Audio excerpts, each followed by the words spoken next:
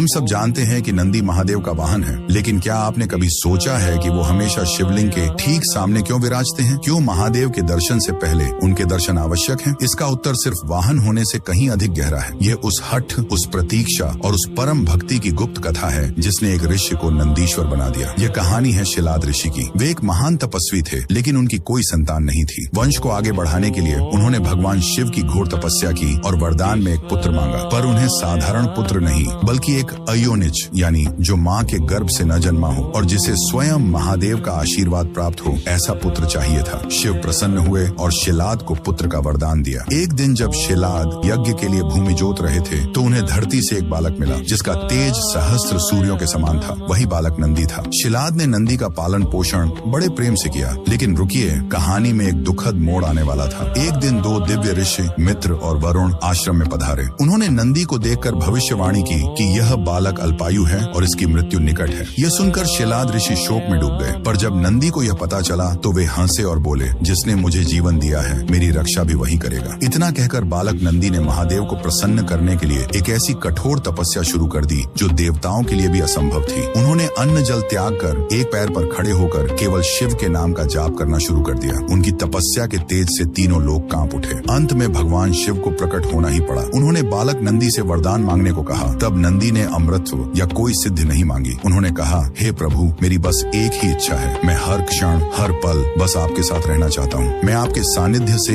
एक पल भी दूर नहीं होना चाहता। उनकी इस निस्वार्थ भक्ति और अटूट प्रेम को देखकर महादेव द्रवित हो गए। उन्होंने नंदी को न सिर्फ अमृतत्व का वरदान दिया बल्कि उन्हें बैल का मुख देकर अपने सबसे बड़े गण, अपने सखा और अपने वाहन के रूप में स्वीकार कर लिया। उन्होंने नंदी को वरदान दिया, हे नंदीश्वर, आज से मेरे दर्शन से पहले संसार तुम्हारे दर्शन करेगा। जो भी अपनी मनोकामना तुम्हारे कान में कहेगा वह प्रार्थना सीधे मुंह तक पहुंचेगी। तुम मेरे और मेरे भक्तों के बीच की सबसे पवित्र कड़ी बनोगे। इसीलिए आज भी नंदी सिर्फ एक वाहन नहीं बल्कि प्रतीक्षा, धैर्य और निस्वार्थ भक्ति के प्रतीक हैं, जो हमें सिखाते हैं कि ईश्वर तक पहुंचने का मार्ग केवल समर्पण से ही मिलता है। महादेव के इस परम भक्त के लिए कमेंट्स में ओम नंदीश्वराय नमः अवश्य लिखें।